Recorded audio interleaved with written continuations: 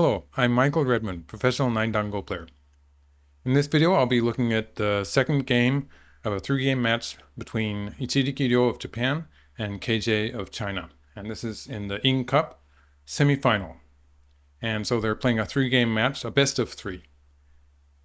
And Ke Jie won the first game. I did a video of the first game of this 3-game match, so there will be links. And in that video, there's slightly more detailed explanation of the ING CUP. Okay, so we're looking at a joseki in the top left here. Let's go back to the beginning of the game.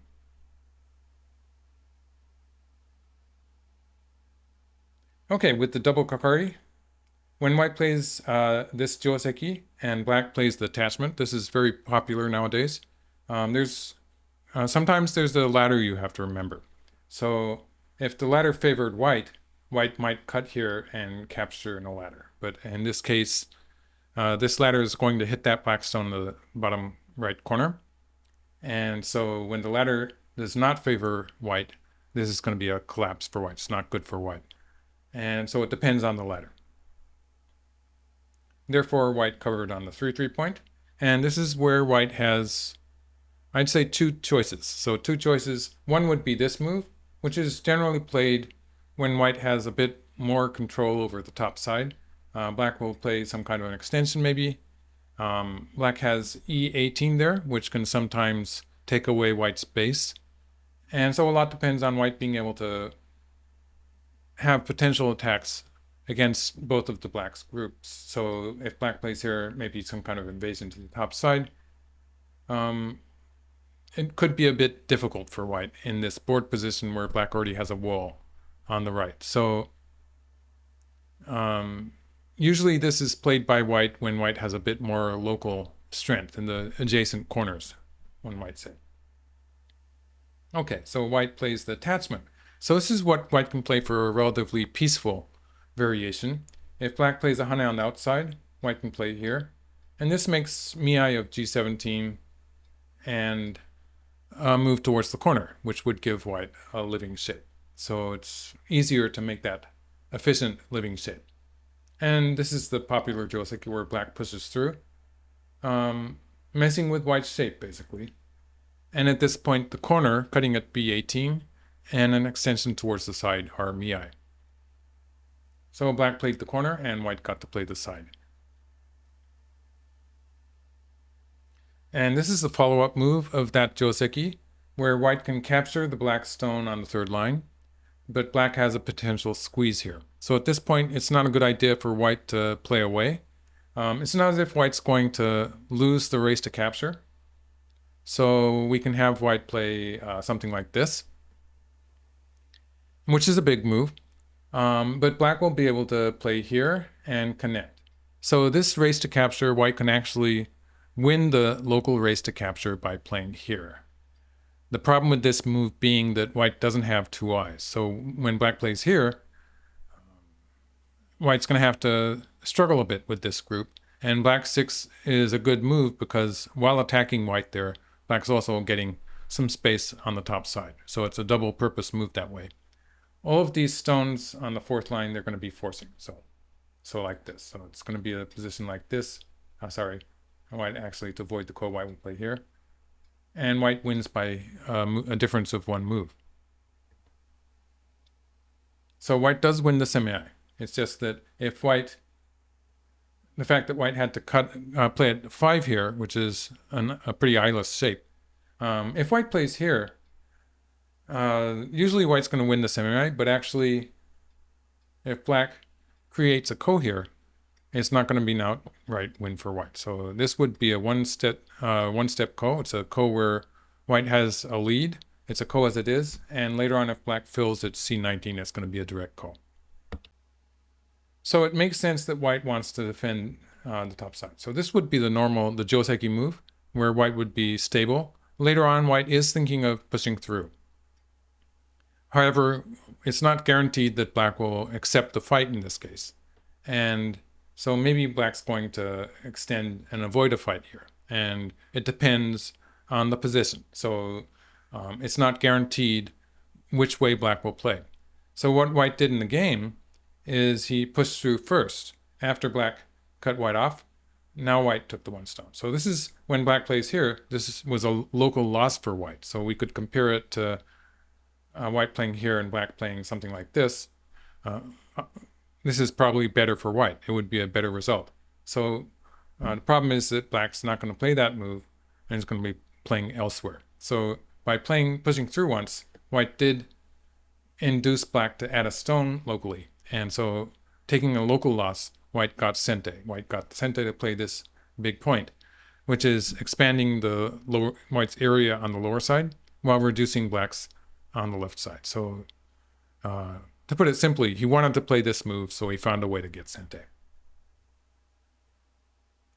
Okay, so here, because of the fact that white's position on the top side is very solid now, it's less attractive for black to play some kind of extension on the top side. So here he's going to choose a joseki that curls around and dominates the right side instead of the top side. So this is what this joseki does. We see a lot of this joseki nowadays in the AI variations, basically.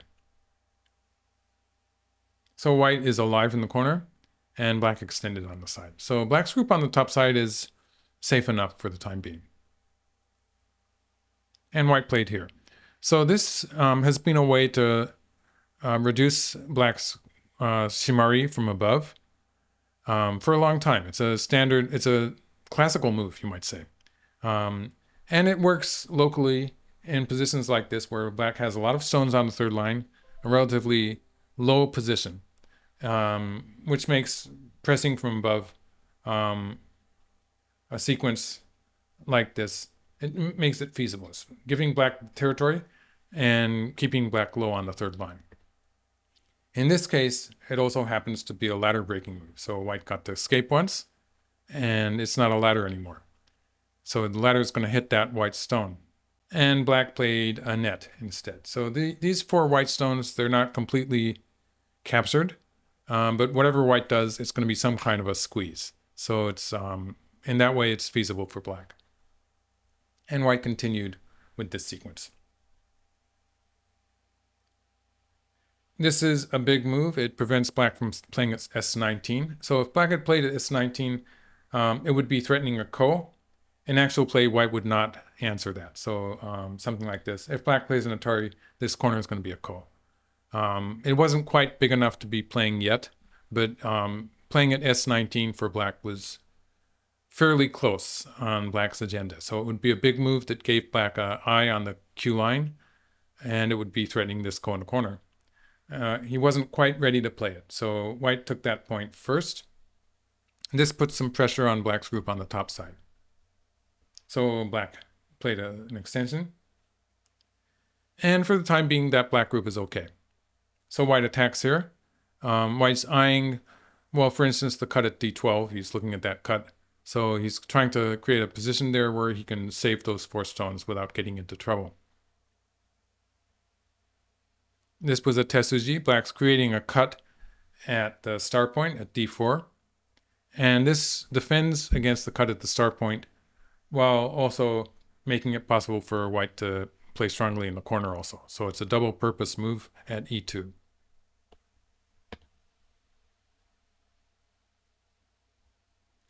And here black seems to be thinking of sacrificing this group in the lower left corner already. So for instance, my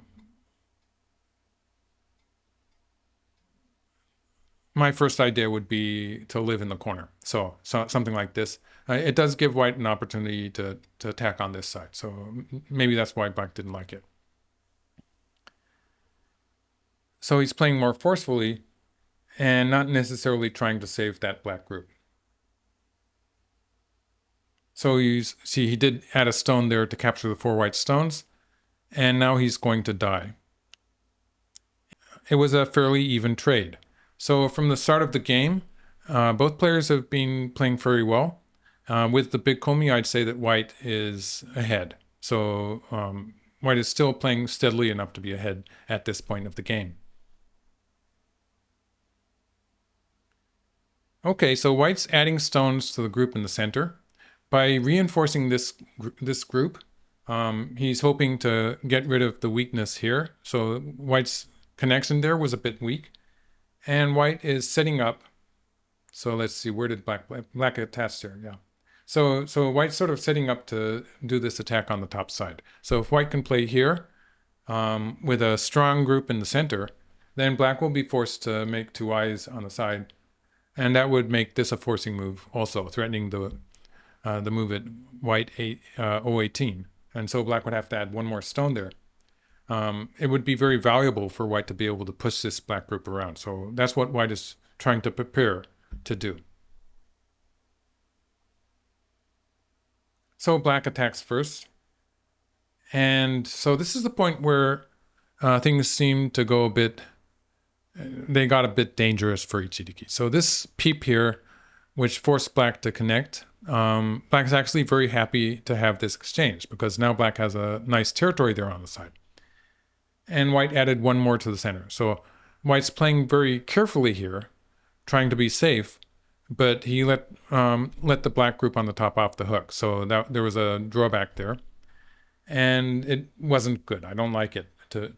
So white should have played here, and he might have been afraid of the cut, but of course this has a bad effect on black's group on the right. So if black continues fighting like this, black will have to scramble for a life on the right side. And since white has a strong group in the upper left corner here, this group in the center it will be relatively easy for white to link up to that group in the top left. And black has no leaning attack because that group is so strong. I think white can handle the fight here. So white should have played this way. And if black plays some slow move, white will be able to get in this forcing move, which is very satisfying for white to get a sequence like this. And then white could play elsewhere. I don't know about 11. It looks like a big move. Okay, so maybe a bit too careful. And black invaded here. So this is a ladder breaking move, actually, for this ladder, where now, because of that black stone on third line, playing here to capture in a ladder doesn't work anymore. So it's going to hit this black stone. Okay, so white played an entire from the other side.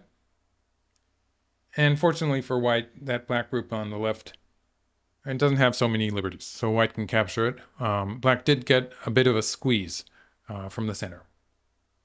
Okay, so this is where the game is very complicated. It's still about even. White has two weak groups on the bottom side, so white has to find a good way to deal with that. And this move was slightly questionable. So this is the point where white should have played here. And this is threatening black's group on the right. So if black plays the knight's move here, there's some problems with this connection. So if white plays here, then white can attach here and cut black off. So at this point already the group is going to be squeezed. If black pushes through here, then white can attach on this side. So this would be, black would be cut off, and that's dangerous for black. So going back to this point, maybe black should connect this way. It's the same thing, only this is slightly a better territory on the right. White can still wedge here. Black's okay for the time being with a cut on the fourth line. So white has this forcing move. So that's what white was aiming at, and can get a nice shape there in the center with some territory. So basically, if white can get this territory in the center, in return for giving something up on the bottom side, that will be an even trade, and white will have a small lead. So in the game, white played here and tried this one. Much more complicated, not quite so convincing for white. Okay, so black cut here, creating some aji in the center before playing this move. So by forcing white into kind of an empty triangle shape here, it's a bad shape for white.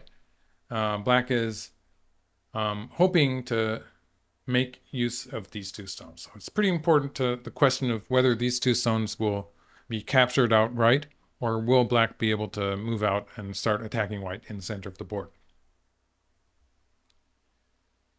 So white played the double hane. Again, I think white should have been more straightforward and just taken the one stone. Black will connect underneath.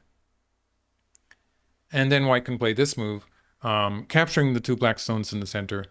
And this will probably entail sacrificing something on the bottom side. So maybe white's going to sacrifice these 2 stones, but it will be a close game, close enough game. In the game, this actually gave black an opportunity to push through here and cut. So this was an opportunity for black to escape with the cutting stones. So something like this. And in this case, it would be black who might be sacrificing something on the bottom side. So in some cases, black would be sacrificing these stones, but would be attempting to capture these white stones in the center of the board. And this would, the computer was giving black pretty high winning percentage in this variation. So this was Ke Jie's chance to win the game, one of his chances.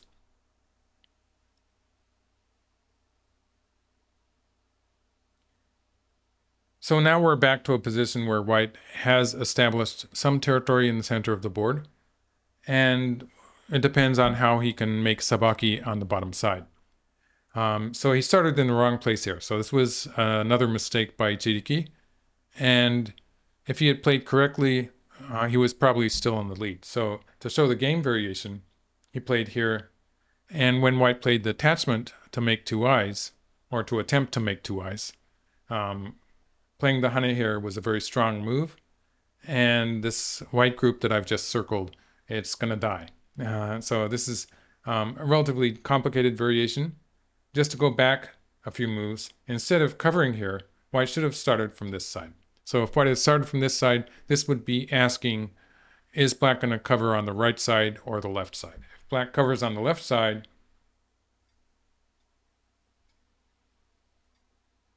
now white will have enough room to make 2 eyes. So this is going to be a success for white locally. If black covers on the right side, white's going to die. But since white has not played the moves on the right half of this group yet, white can sacrifice on a smaller scale. So this also would be a winning variation for white. So it was important for white to ask with the attachment at 1 before committing himself. So this is dangerous. But black also made a mistake at J1. This was a compromise. So he could have connected here. And white did not have room to live on the bottom side. And white could not connect up to the left side because it's cut off. There's too many cutting points for white to link up to the left side. So if white connects here and black bumps against white, white will not have room to live.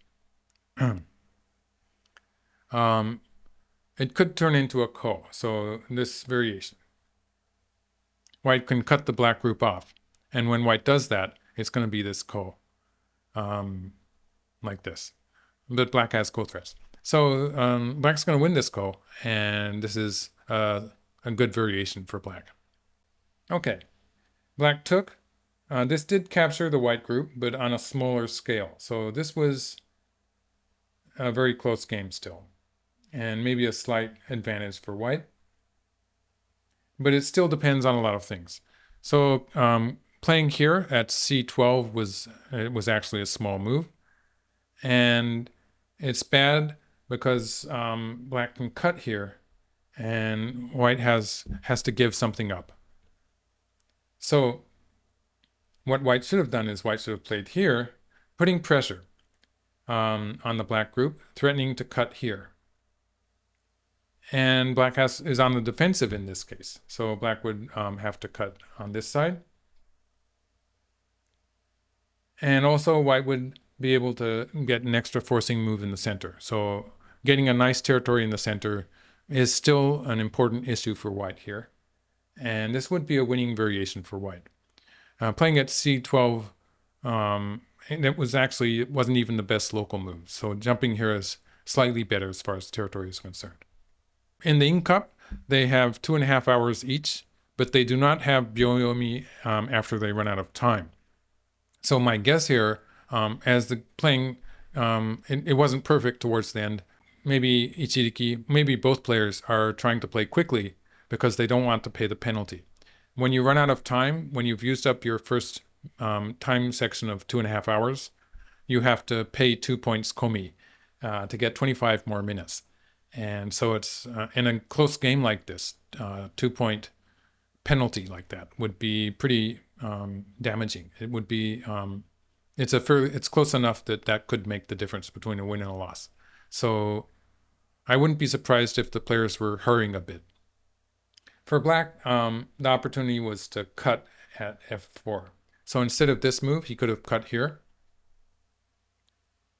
and get some extra profit. So how this works is that if white connects here, white can actually capture this black group, but black gets to cut off the rest of the white group. So if white cuts here, black can squeeze and capture the whole thing.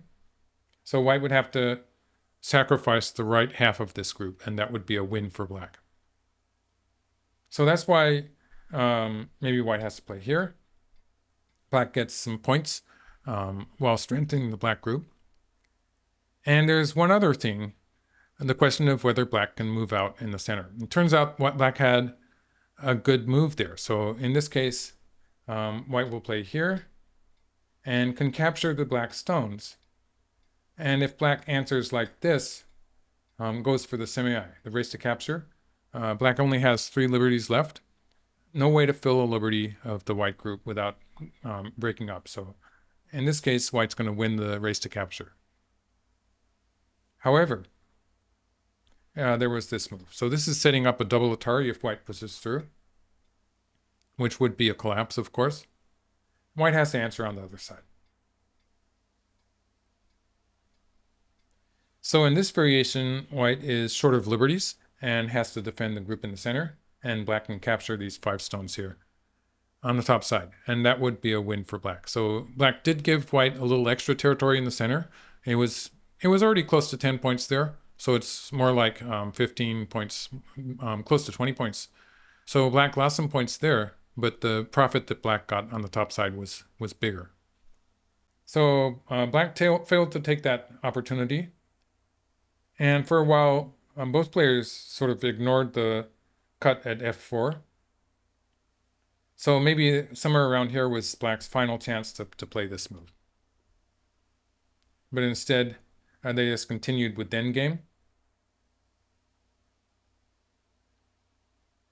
And I'll just go through the moves from this point. They played an endgame.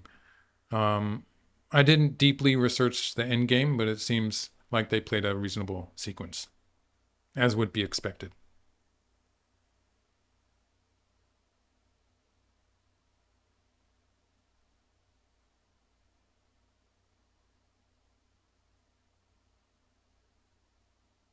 And apparently no one ran out of time, so there was no 2-point penalty. And now they're playing the final ko.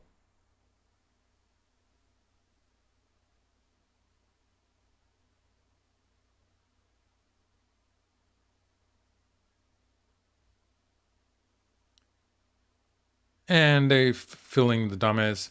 And white won by 3 points. So that's roughly equivalent to what the Japanese rule system would call 2.5 points.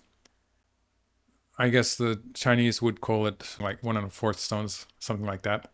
But it amounts to the same thing. So the rule systems are pretty compatible. It's the same game.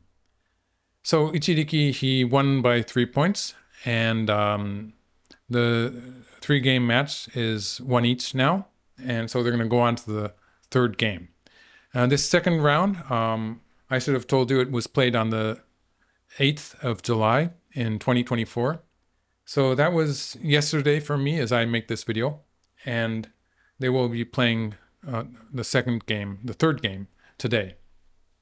So I'll be making a video after the game for that one also. Thank you for watching, and I'll be back with the 3rd game of this series.